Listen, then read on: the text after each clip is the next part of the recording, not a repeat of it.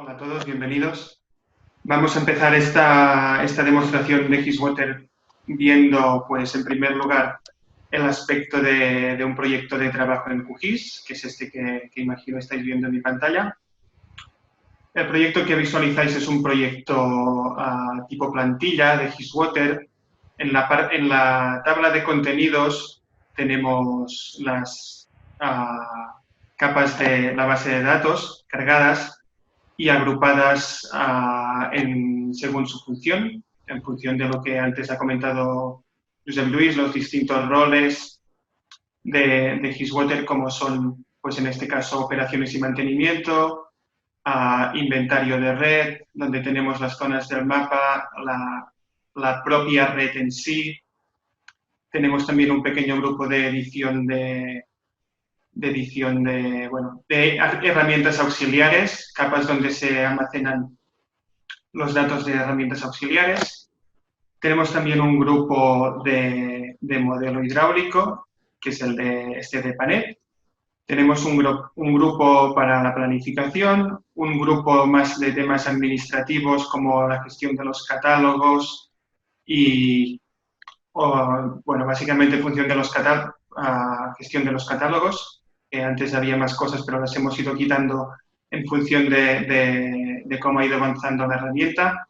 Y al final tenemos también un grupillo de capas que son de mapa base, pues los edificios, las calles, los portales, el propio municipio en sí. Y como veis, estos grupos que serían pues lo que Hisswater ofrece como plantilla por defecto, que os lo descargáis y hacéis la prueba, os podéis generar una plantilla como esta directamente, se va a generar automáticamente.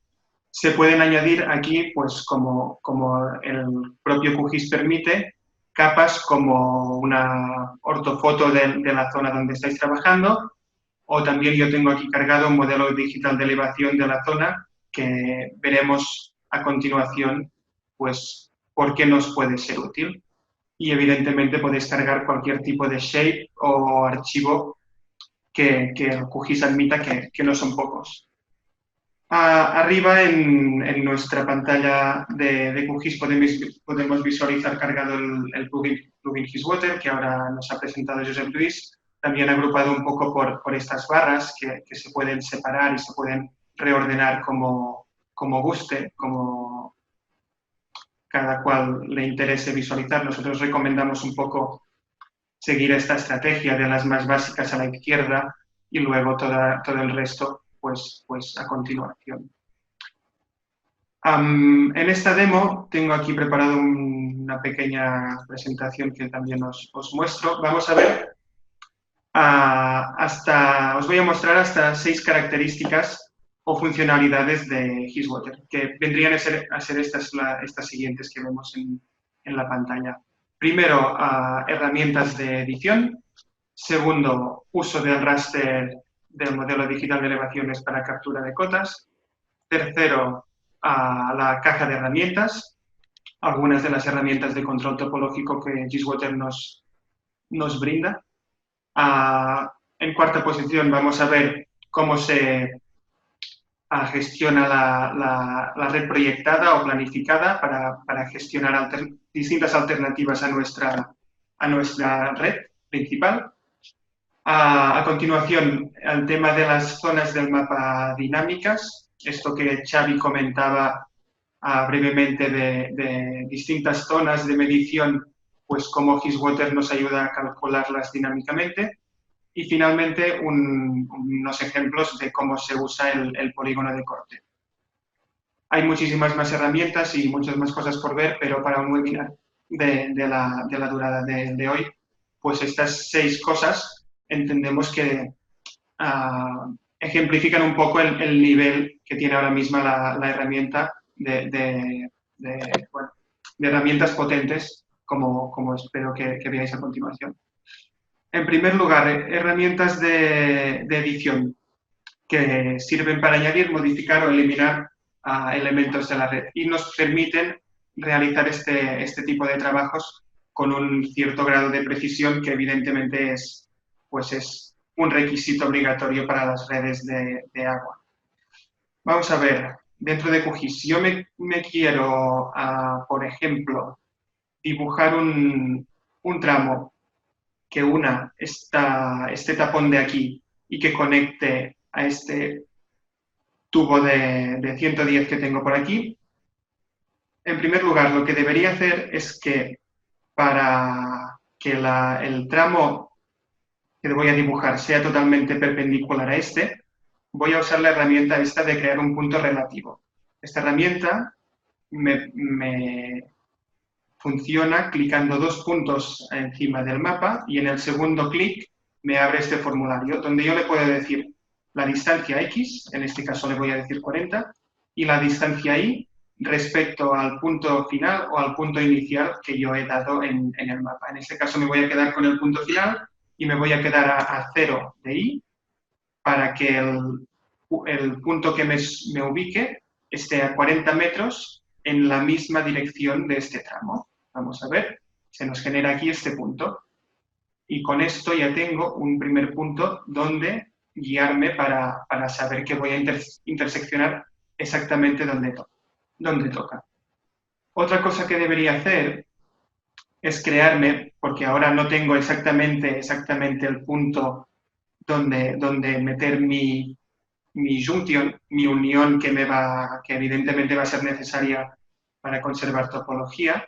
Voy a crear una capa virtual, borrador virtual, para que me ayude a añadir esta nueva tubería. Si veis, se me ha creado aquí. Le digo que quiero una línea desde este punto hasta este punto y así tengo la intersección.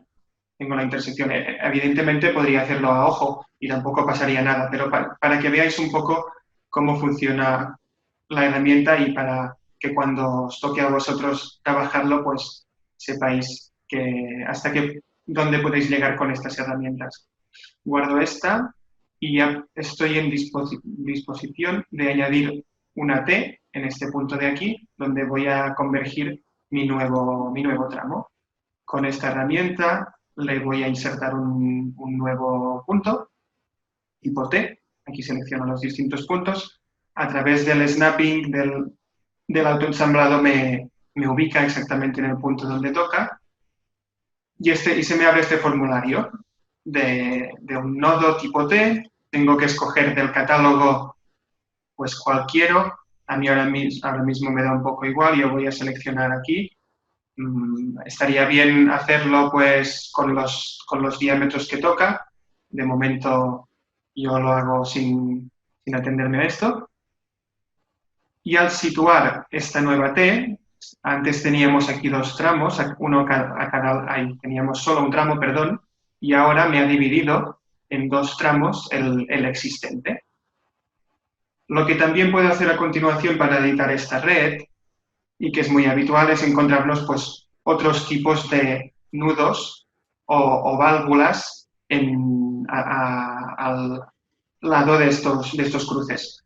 Para crear una válvula, y si me llega que la tengo que crear pues exactamente a 2,5 metros de distancia del punto, yo lo que puedo hacer es valerme de esta herramienta de aquí, de añadir círculo, justo al lado de la otra del punto, y decirle, pues venga, 2,5, esto te va a crear un círculo con un radio de 2,5, y ya tengo la ubicación exacta donde me gustaría poner esta nueva válvula. Voy a poner una válvula por aquí. Este sería el punto exacto. Pongo una válvula. Vale, ya tengo la válvula. Y entonces ahora lo que me quedaría por hacer es juntar con tramos pues el tapón que existía aquí o la unión que había aquí con la válvula y luego con la T que he creado nueva. Para crear un tubo es súper sencillo, del mismo modo que se hace en QGIS por defecto. Nosotros tenemos esta herramienta de aquí de Insert en Arco. Selecciono mi primer vértice aquí encima. Luego podría darle pues, otros vértices para hacer curvas o para hacer pues cualquier tipo darle cualquier forma al tramo. Entiendo que no es el caso. Yo lo voy a hacer recto de aquí hasta aquí y termino con botón derecho. Y le añado pues también un catálogo y acepto. De este modo ya he conectado pues con la válvula. Y para terminar de cerrar la red, y para terminar este ejemplo, yo podría conectar de aquí. En este caso la dirección no es importante. Podemos hacerlo de un lado a otro o del otro, del lado que queramos. Le doy pues PVC como el otro. ¿Vale? Y hasta aquí un pequeño ejemplo de cómo insertar nudos, cómo insertar tramos y cómo usar estas dos herramientas de auxiliares para trabajar con precisión. Otra herramienta que os quiero mostrar es el uso del raster que os he enseñado antes para capturar las cotas. Este raster, que no está cargado como un archivo raster, como pueden ser los TIFF, o etcétera, etcétera, sino que está cargado dentro de la base de datos. La base de datos Postgres también admite la carga de rasters. No es tan fácil como otras cosas, pero la admite. Y una vez dentro del esquema de Hisswater, este raster nos permite capturar la cota automáticamente de cualquier elemento que añadamos a nuestra red. Si os fijáis, este raster que tengo por aquí simbolizado, vamos a hacerle una info al raster para ver más o menos qué cota hay por aquí, pues 42. Esta es la información que me devuelve el raster, 42.8. Si yo sitúo, por ejemplo, aquí una cometida, que es este tipo vjoin de aquí, puedo situar la cometida más o menos donde le he dicho, en el raster, y automáticamente veremos que el campo elevación nos está cogiendo por intersección espacial pues esta elevación del raster cargado dentro de la base de datos. Evidentemente, si tenemos un raster por aquí, pero no está dentro de la base de datos, esto no va a funcionar. Esta cometida le puedo dar un catálogo, y también lo que voy a hacer es, normalmente, cuando ponemos una cometida en cualquier sitio y tenemos la variable de conectarla directamente a la red, se nos conecta a su tramo más próximo. Si nosotros sabemos que este tramo más próximo, que en este caso seguro va a ser este 63 que está por aquí, sabemos que no es este, le podemos decir que vaya a otro tramo. Yo, por ejemplo, si le digo que quiero que vaya a este tramo, porque sé que la conexión va por aquí, pues cambio con esta herramienta de aquí del formulario y acepto. Y se me conecta automáticamente al tramo no más próximo, sino al que yo le he dicho desde el formulario. Vale, esto, el tema de los rasters, bueno, también muy interesante. Caja de herramientas. Herramientas de control topológico, pues, que permiten obtener fácilmente resultados de posibles errores que tengamos en nuestra red, y cada vez vamos añadiendo algunas más que se nos ocurren, y bueno, pues vamos a ver un pequeño ejemplo de esto. La caja de herramientas la tenemos por aquí, ¿vale? Y se nos abre pues al puro estilo Hiss, como tiene el propio QGIS, pues su caja de herramientas. Hisswater va desarrollando herramientas que se abren aquí al lado para que sean fácilmente accesibles para el usuario.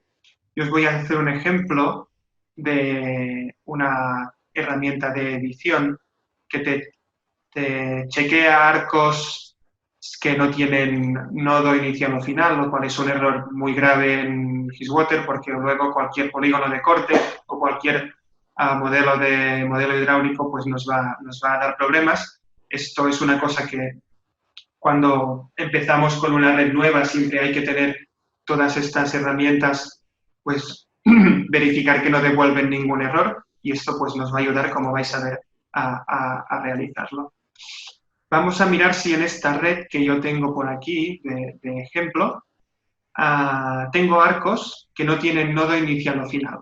Le digo que la capa de input es la capa arc, que es donde están todos los tramos, y le digo que a la distancia 0.1, a ver cuántos nodos hay, tramos sin nodo final. Venga, vamos allá, me dice que ya está, y me los pinta en el mapa, de forma que vemos que pues aquí debería haber un nodo, porque si yo le hago info a este tramo, no es un tramo, son dos, por lo tanto aquí en medio falta un nodo. O también aquí es muy evidente, termina el tubo sin un nodo final, porque esto no es el nodo, esto es donde conecta la cometida. O también el tercer ejemplo, pues aquí en medio, más de lo mismo como el primero, que nos falta un nodo intermedio.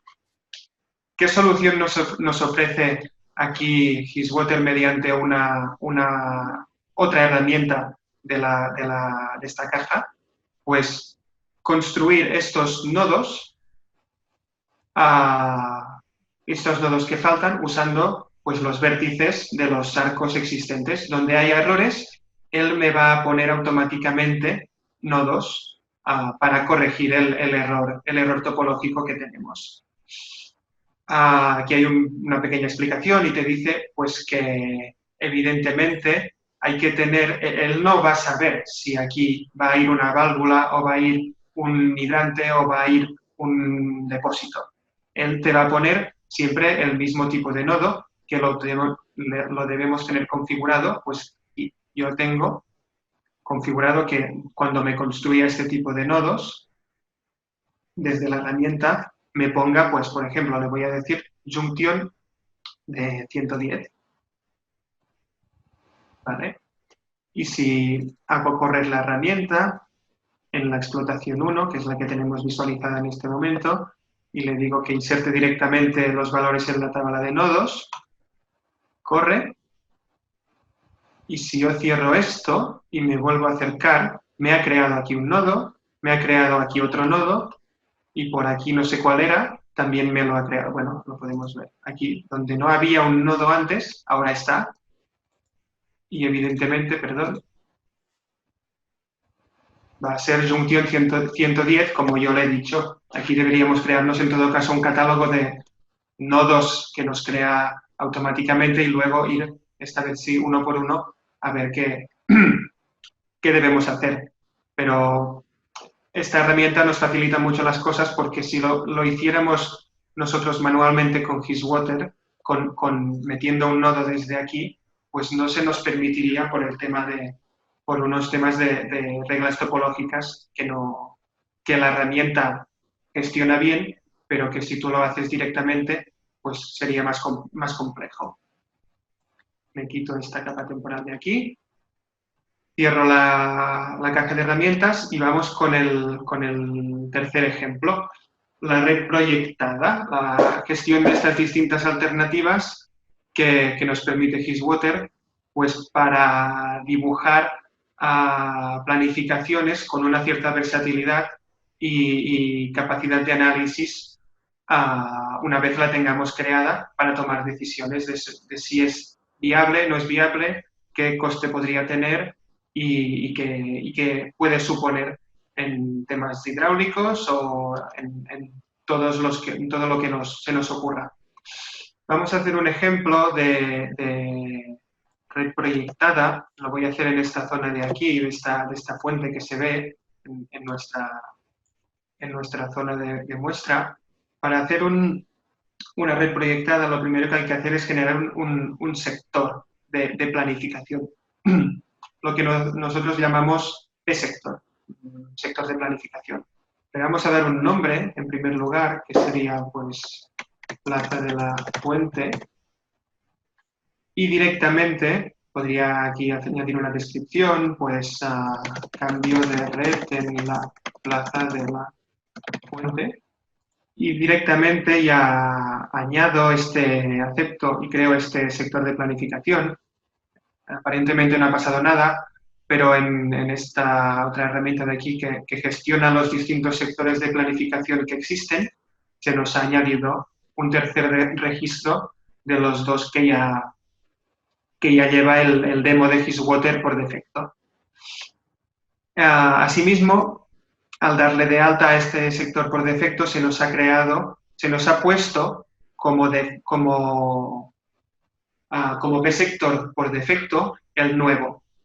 Quiero decir esto que si yo le digo que mi P-sector por defecto es este que se llama Masterplan 2, lo cambio. Y si le digo que es el 3, me lo vuelve a cambiar a el 3. ¿Y esto para qué sirve? Pues esto sirve porque cuando yo inserto red, elementos de red en estado planificado, siempre me los va a poner automáticamente en el P-sector que tenga por defecto. Por lo tanto, hay que estar al caso de esto. Vamos a hacer el ejemplo. Yo me voy a poner una unión por aquí, lo mismo que antes, pero con una pequeña diferencia. Y es lo que os decía ahora. El estado, en vez de en servicio, le voy a decir que es un estado planificado y este type también planificado. Y esto nos lo va a poner en el sector de planificación Plaza de la Fuente que acabo de crear. Entonces, una vez tengo este nudo de aquí, que es planificado, aunque por simbología no se ve, es planificado, puedo añadir ya unos tramos que van a ser distintos de lo que es la red hasta el momento. Añado de aquí a aquí. PVC, y muy al caso, planificado. Y de hecho, lo más cómodo para trabajar con sectores de planificación, una vez estoy inmerso en ello, es ponerme también valores por defecto de planificación, para no tener que estar todo el rato cambiando, como estoy haciendo yo ahora. Aquí me puedo cambiar a planificado mi valor por defecto, y ahora si meto otro tubo, de aquí, pues aquí también podría hacer una curva más bien hecha con el propio QGIS, también lo permite. Y automáticamente tengo el estado como planificado y solo me falta poner el catálogo, del cual también me podría poner, si es necesario, uno por defecto. También evidentemente se puede hacer. Y tengo ya aquí unos tubos en color naranja que nos identifican que se trata de red planificada. Para terminar de cerrar, yo haría desde aquí hasta aquí, pongo otro tubo planificado y ya tengo esta alternativa de sectorización, de planificación en esta zona de la fuente. Vamos a ver algo más aún. Abro otra vez el formulario y mediante este segundo tab de relaciones, donde se me han ido almacenando los distintos tramos, puedo, al contrario que de añadir, puedo quitar tramos que en esta alternativa no vayan a desaparecer porque se dan de baja o se quitan o lo que sea. Yo si selecciono un tramo en servicio, automáticamente me desaparece porque dentro de la alternativa pues va a desaparecer. Y podría hacer lo mismo con estas tres conexiones, que evidentemente pues van a parar a un tramo que ya no existe. Por lo tanto, fuera. Y si quiero que en realidad esta fuente que estaba yendo hacia aquí, pues vaya a parar a mi tramo planificado, la puedo volver a poner, esta vez en estado planificado, y se me conecta pues a este tramo nuevo.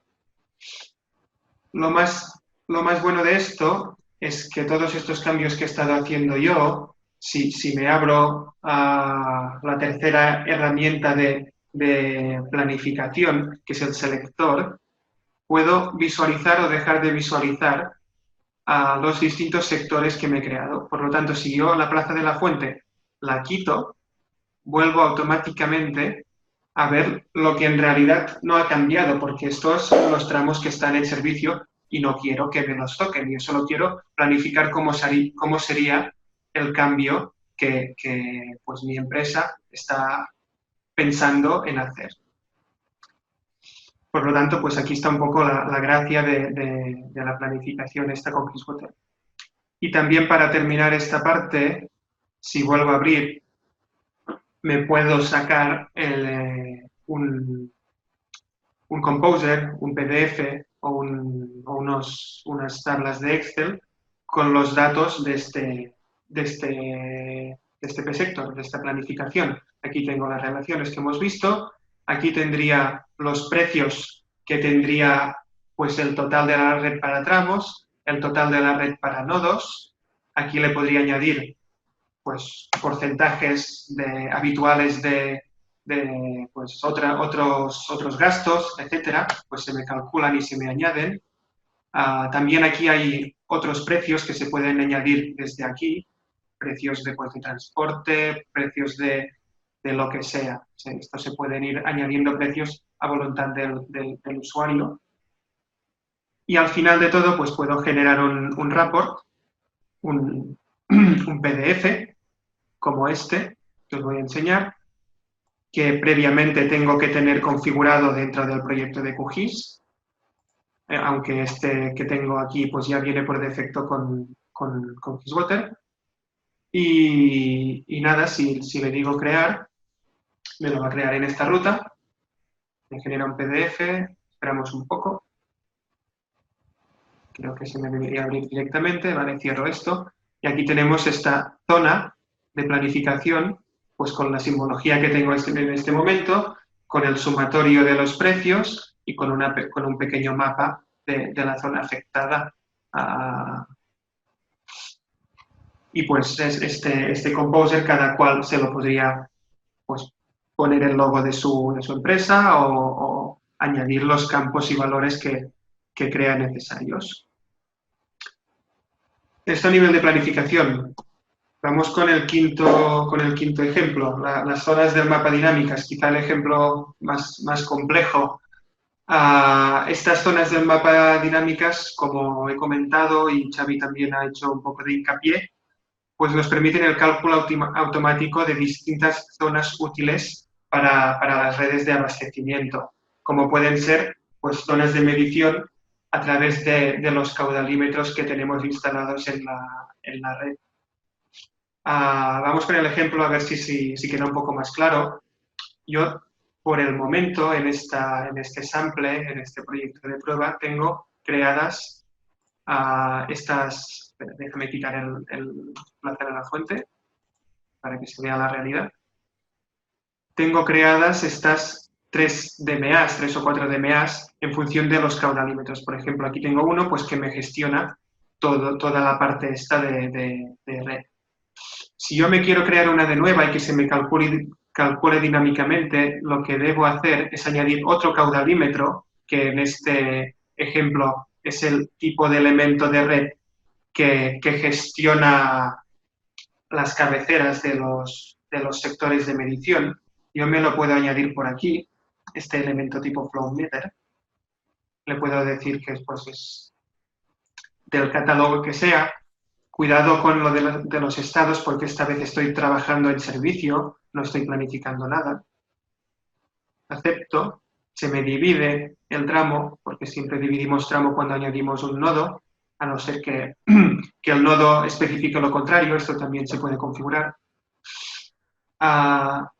Y a continuación, este caudalímetro, me interesa conocer su ID. En este caso es el 114.533. Yo lo que debo hacer en este caso es ir a la base de datos directamente en Postgres, que la tengo por ahí, y abrir la tabla DMA.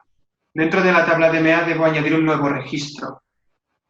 DMA es sector de medición, el número 6, que se va a llamar DMA 6 para la explotación 1, y aquí viene un poco donde tengo que configurar esta nueva zona de medición, diciéndole cuál es su nodo cabecera y la dirección que tiene el agua allí. Es decir, hacia qué arco va a fluir. Ya no me acuerdo del nodo. Era el 114533. Aquí esto es un poco manual, pero es ya para gente pues muy avanzada, que sean administradores. 114533 era así, disculpad, es de memoria, ¿vale? Y la dirección en este caso va a ser esta de aquí, que es el 114534. Como son identificadores autonuméricos y seriales, pues como he dividido un tramo, este tramo también es nuevo y coincide casi el identificador. El nodo hacia donde va a fluir va a ser el 114534. Este ya está. Y entonces lo único que hay que hacer para que se me recalculen las zonas del mapa es abrir otra vez la caja de herramientas y ir a la herramienta Map Zones Analysis, donde puedo hacer este tipo de cálculos pues para zonas de medición, district metering areas, zonas de calidad, zonas de presión o sectorización pues hidráulica. Voy a hacerlo con DMEAS, que es el ejemplo que está haciendo, explotación 1. Y aquí pues tenemos distintas formas de representar las distintas zonas de medición que nos van a salir. Una de las más recomendadas es este buffer alrededor de los arcos, que nos permite pues, especificar un valor del buffer entre 5 y 30. Yo, para que lo veáis, creo que hasta el momento estaba de 10. Yo lo voy a poner pues de 15 o de 20 para que se vea más. Y si le doy a correr, termina, me da un poco de información al respecto de qué se ha hecho. Y si refresco la capa, o refresco la visualización, o simplemente me acerco, vemos cómo nos ha aparecido una zona nueva del mapa, que es esta pues, nueva zona de medición que fluye a través de este caudalímetro nuevo que he insertado yo. ¿Vale? Evidentemente este ejemplo queda un poco corto porque solo se representa alrededor de unos pocos tramos, pero esto con redes más potentes que no sean de ejemplo, pues tiene una capacidad muy grande de tener resultados de este tipo.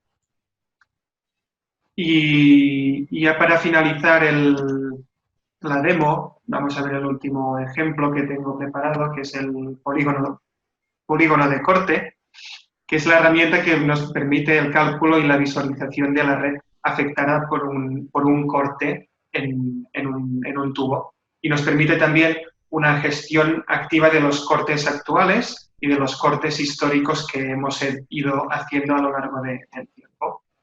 Escondo un poco las DMEAs para no entorpecer y vamos con el polígono de corte. Esta es la herramienta para realizar uno de nuevo, que se me abre por aquí. Me añade directamente un identificador, le puedo dar una orden de trabajo, puedo ubicarme encima de un municipio, de un código postal y de una calle. Por ejemplo, pues Avenida de Aragón me hace zoom en el número pues, 110, por ejemplo. Estaría por aquí.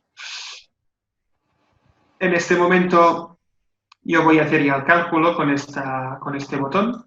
Mincat automático, me coge por snapping el punto, yo le puedo decir exactamente que quiero cortar pues aquí, en la parada de bus, y me calcula toda la red que se vería afectada por este corte. Como visualizáis, y ya puedo cerrar esto, y así me va a quedar almacenado y visualizado, puedo ver las válvulas que debería cerrar en mi red para realizar este corte, las válvulas que puedo dejar abiertas porque no van a tener influencia sobre el corte y también pues el punto inicial donde he realizado yo la operación y las acometidas afectadas que conectan a tramos afectados por el corte y por lo tanto de las acometidas también puedo llegar a sacar los abonados afectados por este corte. Aparte de esto, del cálculo, yo este corte lo he dejado como planificado. Si abro esta otra herramienta de aquí, que es el gestor de Mincats, que sería un sinónimo de polígono de corte, pues tengo este número 6, que es el que he hecho yo ahora, y todos los históricos que he ido haciendo en esta base de datos, en mi red, con toda su información. Yo lo podría reabrir y le podría decir pues que lo tengo planificado para hacerlo hoy a las... Ay, no, a las... si me surge ahora, a las 4, a las 5 y 3 y lo termino pues hoy a las 6. Y le podría decir desde aquí que lo comienzo ahora mismo. Lo he comenzado un poco tarde porque son las 5:21 aquí. Y le podría decir que lo termino pues ahora, ¿vale? Si os fijáis, se me ha cambiado el estado aquí arriba. Podría quedarme así en proceso mientras se está realizando el corte. Y si os fijáis aquí, pues tengo un estado de polígono en progreso. Puedo filtrar para ver solo los que están en progreso, solo los que están planificados, solo los que están finalizados. Vuelvo a verlos todos. Y si lo termino, pues me dice, vale, lo has empezado a las 5:21, lo has terminado a la misma hora, un poco raro, pero sí, y termino de verdad el polígono, se me pone ya el estado en finalizado, se me queda todo deshabilitado para no poder tocar nada más y se me guarda aquí. Y lo tengo ya pues esta vez en finalizado. Y esta herramienta de gestión pues también me permite ver la planificación a vista, pues qué tengo planificado para la semana del 15 al 25. Pues estos 4 de aquí, que si nos fijamos, pues deben empezar entre el 15 y el 17, el 19 y el 22 de la semana que viene. Si me quito estos, pues se me quedan solo entre el 18 y el 25. Bueno, un poco este filtro de fechas para planificar polígonos de corte.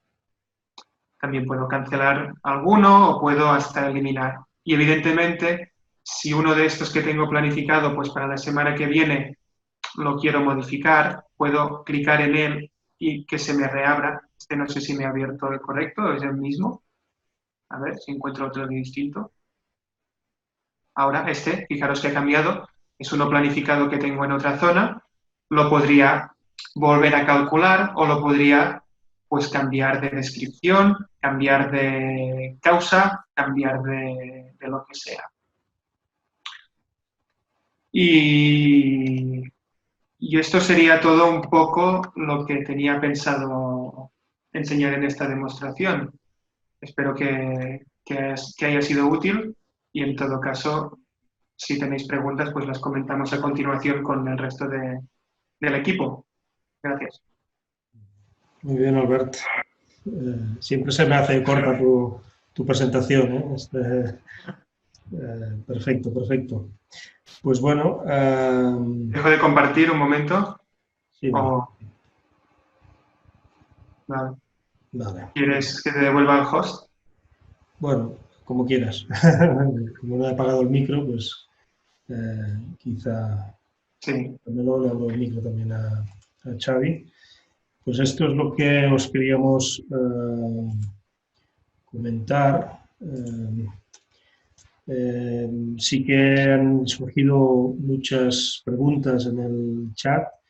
Yo creo que la mayoría han estado respuestas, que comentábamos que igual leíamos algo así en vivo y en directo. Xavi, tú que has estado contestando la gran parte de las preguntas, no sé si consideras adecuado enfatizar en alguna de ellas para que todos lo conociéramos. Había dudas de cómo guardábamos las geometrías, ¿no? Si en Shapefile o alguna otra pregunta. Y una última, por ejemplo, para agregar la curva característica de la bomba, si es parecido a cómo se realiza en Epanet.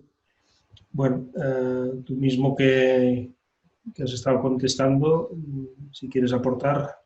Sí, gracias, José Luis. A ver, sí, las preguntas van bastante en la línea muy prácticas, ¿no? ¿Cómo hago esto? ¿Cómo hago lo otro? Entonces, en primer lugar, anunciar que tenemos la intención de hacer talleres, que estéis atentos a las redes sociales, que aún vamos a tardar unas semanas, pero que nuestra intención es hacer talleres para que os sea fácil empezar, porque la herramienta requiere una cierta curva. Respecto a preguntas concretas como esta de la curva, que no ha sido respuesta en el chat, decir que sí, que en principio todas las características que disponen tanto EPANET como Swing tienen su tabla equivalente en la base de datos y a la vez la tabla equivalente en el GIS, con lo cual sí, todo lo que EPANET hace o todo lo que Swing hace es posible hacerlo, en este caso pues introducir curvas de bombas y asignarlas a bombas, igual que introducir otro tipo de curvas, patrones, etcétera. Pero insisto, vamos a generar talleres para que sea más fácil todo esto, puesto que aunque hay buena documentación y tal, la herramienta tiene una cierta complejidad. Insisto también en que estamos trabajando en simplificarla y en documentarla mejor. Entonces, al hilo de esto, pues se harán talleres de aquí a un cierto tiempo. Las preguntas más habituales han sido en esta línea de temas prácticos. Perfecto. Alguna que quedaba suelta, que ahora me acuerdo cuando la ha vuelto a poner Adrián, si era posible implementar una red de 781 kilómetros, ¿no? Donde existen bombeos. Bueno, la longitud, digamos que no es una limitación para Giswater, por tanto... No, creo que el explotador que más tiene, creo que están ahora mismo por el orden de 1.500 kilómetros, así, bueno, ahí están trabajando. Respecto a versiones de PostGIS y Postgres, ahora la siguiente versión ya se libera para PostGIS 3 y Postgre 12. Esta versión no se va a tardar aún unos días, pero ya incorpora poder trabajar con las últimas versiones también de PostGIS y de Postgres.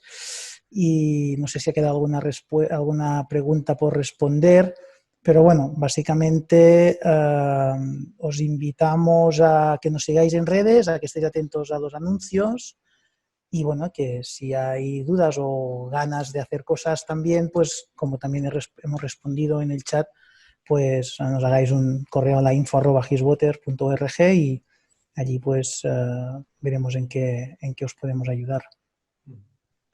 Mónica también está, bueno, quiere ver correr el GoToEPA, quizá en los talleres será el momento de ver cómo se roda, ¿no? Hacia los modelos hidráulicos. Correcto. También ha habido una pregunta respecto a lo que hace o lo que no hace la herramienta con modelos hidráulicos. Aclarar que la herramienta no tiene modelo hidráulico, ¿no? Lo que genera es un archivo INP y lee un archivo RPT. A partir de aquí nosotros vemos como hay gente que lo usa pues con EPANET y con Swing, que como son libres y los podemos entregar, pues los entregamos, pero hemos visto también que gente los usa y se los mete en su WaterCAD o en su InfoWorks porque quieren hacer otras cosas. Entonces aquí la gente es libre de usar los INPs como quiera, puesto que Giswater no hace simulación hidráulica. Giswater solo genera INP y Giswater lee el fichero de resultados tanto del EPANET como del Swing. Ahí en este sentido hemos visto de todo, ¿no? No hay transitorios en el caso de EPANET, no hay drenaje dual en el caso de Swing. Entonces, cada uno en este sentido asume sus decisiones y busca las alternativas que pueda. En el mundo del programario hay muchas para solucionar pues, lo que EPANET y Swing no le dan. Nos comentan, los datos de elevación de nodos pueden variar automáticamente si se realizan ajustes en el MDE. Bueno, hay un algoritmo en la toolbox, ¿no? Creo que lo que hace es chocar el MDE que tengas con los nodos que tengas. Entonces, si tú cambias el MDE, pues lo recomendable sería ejecutar el geoproceso de nuevo, ¿no? Estamos en un entorno GIS, entonces las cosas automáticas tampoco pueden ser siempre, ¿no? Pero en este sentido, pues si uno cambia MDE, pues vuelve a generar el algoritmo de choque, digamos, ¿no? Choque de intersección entre el MDE y los nodos para capturar las nuevas cotas. Supongo que se refiere a, en vez de hacerlo de uno en uno, como yo he hecho en el ejemplo, que sí se puede hacer para toda la red, la respuesta es que sí, ¿no? Es este esta otra herramienta que comenta Xavi, que te permite, para todos los elementos que tengan una elevación, actualizar en función de tu nuevo modelo digital de elevación. Esto existe.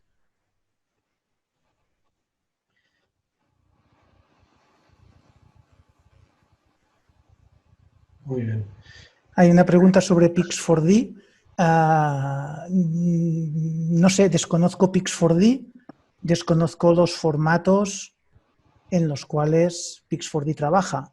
Estamos en el entorno GIS y formatos estándar de GIS, como pueden ser ASCII, GeoTIFF y otros muchos. Pues lo que pueda leer QGIS y Postgre lo leerá GISwater. Desconozco Pix4D qué formatos genera. Yo creo que es mejor hablar de estándares de interoperabilidad y de ficheros, ¿no? De archivos, que no de softwares, ¿no? Porque desconozco los softwares con qué formatos trabajan. Adrián, otra pregunta sobre si es posible instalar todo en un solo servidor. Sí, es posible, pero no es recomendable, ¿no? Es mejor tener un servidor como servidor y otro servidor como cliente, en el caso que se quiera centralizar, ¿no? Todo en un mismo servidor, sea servidor y cliente, pues bueno, base de datos consume sus recursos y el QGIS consume sus recursos y todo consume recursos. Si se pueden distribuir, ¿por qué usarlos todos de la misma máquina, no? Muy bien, pues por último, otra pregunta que entra: la información que se recolecta a campo pasa directamente a esa información consolidada en la base de datos o se tiene que validar a posteriori en la oficina. De hecho, sí, todo lo que se refiere a visitas y eventos que se realizan en campo directamente se pueden guardar, almacenar en base de datos. Sí que cuando se trata de actualizar inventario, recomendamos que se creen unas tablas, de hecho están creadas de revisión, donde el operario de campo pueda modificar los datos en esas tablas y luego que sea desde despacho tranquilamente, que otro usuario o el mismo verifique todos aquellos datos que el operario de campo me ha inventariado. Por tanto, es posible hacerlo de esta manera.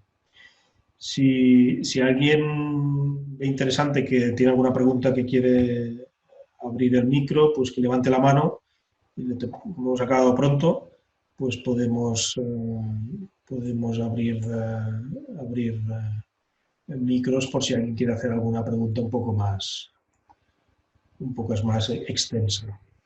Luis Vera hace una pregunta muy interesante. Si permite versionamiento de la base de datos. Esto es un grandísimo debate y de momento no. La base de datos Postgre tiene plugins que permiten su versionado y hasta el momento nadie ha tenido la necesidad y la demanda clara de implementarlo, con lo cual, que sea que no significa que no se pueda, simplemente es que ahora mismo nadie ha tenido esa necesidad. Estamos pensando en GISes ¿no? Que sí que versionan, ¿no? Por ejemplo, hay otras tecnologías que lo hacen. Entonces, comparándonos con esas otras tecnologías, de momento Postgre, de momento GISwater no permite versionado, pero que no lo permite ahora no significa que no lo permite en un futuro. De hecho, la tecnología está y la posibilidad también, pero hasta el momento sus usuarios no han como identificado esto como una necesidad prioritaria.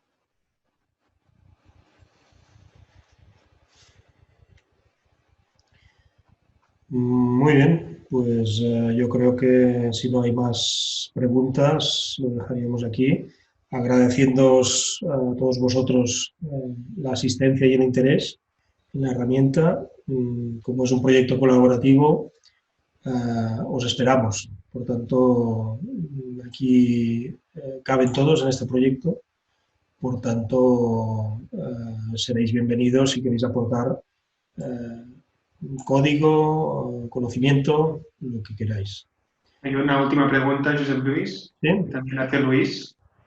¿Se puede editar simultánea desde diferentes lugares geográficos? Pues sí, sí. Cualquier punto que tenga acceso a la base de datos puede cargar el QGIS y editar la misma red, y hasta 2 personas a la vez, o 3 o 4, o los que sea. mientras tengan acceso a la base de datos y a un proyecto, aunque no sea ni el mismo, pueden ser distintos proyectos atacando todos al mismo Postgres. Con distintos usuarios también es recomendable. Sí, sí, correcto. Es una manera de trabajar colaborativamente en proyectos colaborativos realmente. Todos editando el mismo proyecto. Nos preguntan sobre si funciona con bloqueo de tablas o con socket. Funciona con la arquitectura de transacciones que tiene implementada Postgres, ni más ni menos, bloqueando tablas. No se ha hecho ningún desarrollo específico, más que apoyarnos sobre todo lo existente, que si alguna pieza de código hay robusta y potente en PostgreSQL es todo el tema de transacciones, simultaneidad, commit, rollback, etc. No hay nada más que lo que Postgre tiene.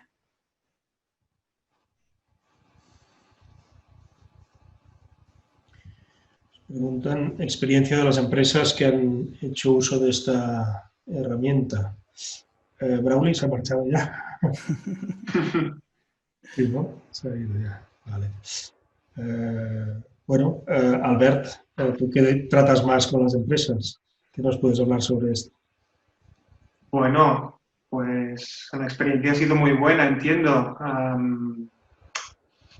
Todos han sacado un rendimiento que casi ni nosotros al principio nos esperábamos, porque mes a mes, o sea, casi semana a semana, íbamos mejorando con sus peticiones que pueden ser más difíciles o más fáciles de implementar, pero prácticamente todas se han podido incorporar a la misma herramienta, y también pues a destacar mucho esta visión colaborativa del proyecto, donde unas empresas se comunican y se ayudan con las otras, pues explicando algunos procesos que hacen y pues todos con la misma herramienta. La experiencia yo creo que muy buena. Habría muchos ejemplos. Perfecto. Límites de usuario para editar. No conocemos, ¿no? No conocemos límite. Lo que la organización tenga capacidad, ¿no? Porque 15 personas, por decir alguna cosa, sin ser una cifra desproporcionada, 15 personas editando al mismo tiempo no es un problema tecnológico, será un problema organizativo. El límite el que la organización tenga. Este tipo de herramientas yo creo que obligan a una reorganización, a nuevos roles, a nuevas metodologías, porque la tecnología, si no, nos hace colapsar como organizaciones, ¿no? Entonces, el límite no es tecnológico, sería organizativo. Este webinar lo tendréis colgado seguramente en el canal de YouTube de Giswater, pero bueno, si nos seguís por las diferentes redes sociales lo anunciaremos cuando esté preparado, por lo tanto os animamos también a seguirnos. Últimas preguntas. La instalación indica que va con el usuario de Postgres. Se puede, bueno, sí, la instalación de la base de datos puedes utilizar el usuario que quieras. De hecho, es recomendable pues, para un localhost y para practicar, pues el usuario contraseña Postgres es bastante habitual, pero en una organización el superuser pues, bueno, tendría que ser un poco más encriptado. Por tanto, totalmente... Sí, nos preguntan sobre el grado de confiabilidad de los datos arrojados en cuanto a velocidades, caudales y presiones. Pues los que dé Panet, es que esto lo hace Panet. Dependerá del grado de confiabilidad de los datos que le entremos. Si la matriz que invierte Panet lo hace con precisión o no, yo no soy nadie para juzgarlo, pero es un modelo que yo entiendo que está contrastado. Y respecto al swing, lo mismo. O sea, la herramienta no hace nada al respecto, más que transmitir datos de input y recibir datos de output.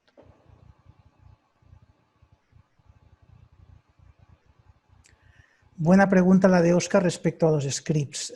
Estamos trabajando para que la siguiente versión esto sea fácil y posible. Ahora es posible, pero no es fácil. Entonces, para la siguiente versión, de la que nos quedan unas semanas, documentaremos cómo hacer tus propios scripts, tanto PLP, GSQL como Python. Óscar, así que te pedimos un poco más de paciencia, pero este es el camino. Y además documentar también en la web cómo crear tu botoncito en Python o cómo generar tu propio función en Toolbox. Os pedimos un poco de paciencia. Coincidimos contigo en que tú podrías aportar desarrollos, pero no solo tú, hay gente que nos lo está pidiendo y es el camino. Os pedimos unas semanas, podríamos ya explicaros y que empezarais a trabajar, pero precisamente estamos dando una última vuelta a la arquitectura de la base de datos y también al Python para que sea más fácil y más asequible para entender y para que la gente empiece a hacer lo que tú estás diciendo, ¿no? Que es colaborar con sus scripts. Varias personas ya nos lo han pedido. Os pedimos paciencia, más ganas tenemos nosotros de que esto sea así. Entonces, en la próxima versión entendemos que empezaremos también a ofrecer algún tipo de taller y cómo hacer mi primer script en Hisswater. Un poco de paciencia más.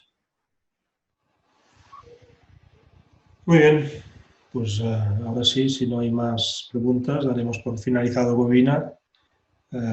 Estar atentos a talleres que podamos programar. Seguramente no podremos hacerlos con tal número de participantes, habrá que limitarlos. Por tanto, estar atentos y veremos a ver si, pues bueno, al final de mes, principios de julio, no sé, veremos de programarlos. Muchas gracias por conectaros y ir saliendo. Muchas gracias. Gracias a todos.